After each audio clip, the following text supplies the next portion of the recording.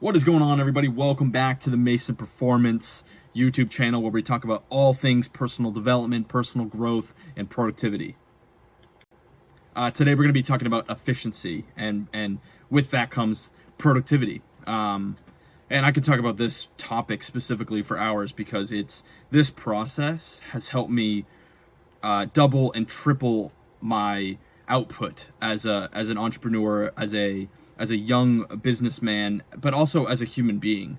And what I've recognized is that I've just been terribly inefficient with my time in the process that I take on projects. And when I talk about projects, I mean, it could be anything. For me, there's a lot of like business things that I've been working on. And so you may not be in business, but it totally applies to you in all aspects of your life. And so today I'm just going to be talking about a very, very, very simple process that you can walk through that will cut down on the amount of time of mistakes. And I think a lot of the times that as we work on projects, we'll hit a roadblock and it will send us in a different direction.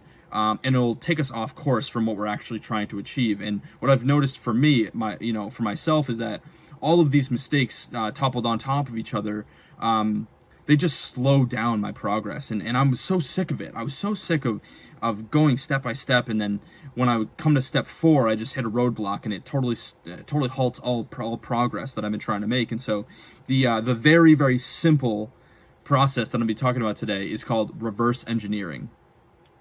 And so you're probably thinking, what is reverse engineering and how the heck is this going to help me? Reverse engineering is a very, very simple concept, and it's just about looking at the final product, look at the end results, and then taking steps backwards and planning out the process that you're going to take. So what I mean by this, I'm going to use an extremely simple example, a metaphor. If you were to receive a package in the mail and with a bunch of bike parts, you got the wheels, you got the spokes, you got all these different bike parts, and the instructions were there, and you were able to use the instructions, and it's just, you know, how instructions work. Step 1, step 2, step 3, step 4, step 5. Step 1, you do this. When you're done with that, step 2, you do this. Step 3, you do that. And you can get there, right? The directions, if they're clear, and you have a clear path. Now, again, this is a metaphor, so start thinking about all of the different projects that you're working on, and this is the approach that you take, is that you start on step 1, you complete it, then you move on to step 2, and you complete it, you move on to step 3, and so forth, and so on.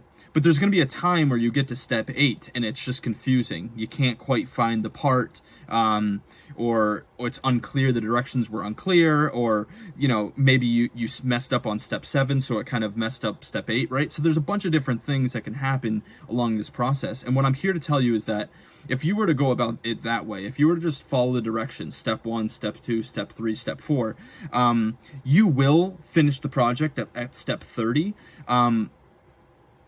but that's if you have very clear directions.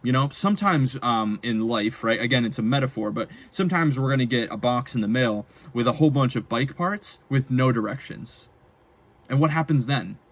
How do we attack it? How do we be productive and efficient with our time? How do we go about creating this bike? How do we go building this bike without any instructions? And there's a lot of times where, especially as an entrepreneur, it's where I'm at, but sometimes it's as a student or in your career, or it could be in fitness. I mean, there's so many different industries that you could talk about this in, but it's as if you got a box of bike parts but no instructions. And so how do you go about it? What's the first step? What's the second step?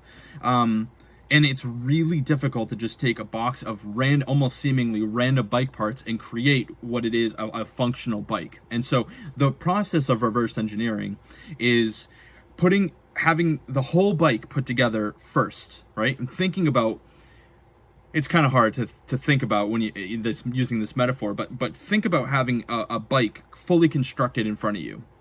And what reverse engineering is you taking apart the bike step by step.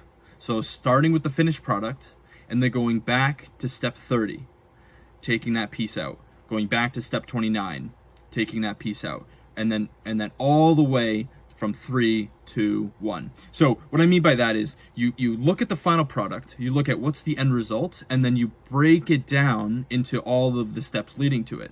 And so if you didn't have instructions, if the box came and the bike was fully put together and there was no instructions, if you were to deconstruct the bike the entire way, it would be heck of a lot easier to rebuild the bike than it would be if you just got the box of random parts, right? And so start to think about all of the things, all of the projects in your life right now that you've just been kind of trying to construct this bike without instructions. In some instances, you're going to have instructions that are clearly laid out, and you might be able to get away with starting at step 1 and going to step 2 and step 3. But what I'm talking about is reverse engineering processes. I'll give you a perfect example. I was on the phone with my mom a couple months ago, and she was looking to set goals for the year, right? And I was helping her go through it, and I said, okay, well, what's the end product? What's the end result? Where do you want to be? What are the goals that you want to achieve? Don't think about the goals, but think about the finished product. Think about the results. And then reverse engineer your process so you can then set goals and then set an action plan. I think a lot of times, including me, I've done this a million times, is that I've just set a goal and I've just started trying to do it, just trying to execute it. I'm going to lose 15 pounds, and then I just start doing things, as opposed to going, all right, what's the end result, and then what are all the steps that I need to take to be able to efficiently attack this project. So I hope that makes sense. I mean, think about the different projects and the different things that you've been working on, where you can start to input, you can start to use this reverse engineering process to help you be more efficient and more productive with your time. I hope to talk to you soon. Much love.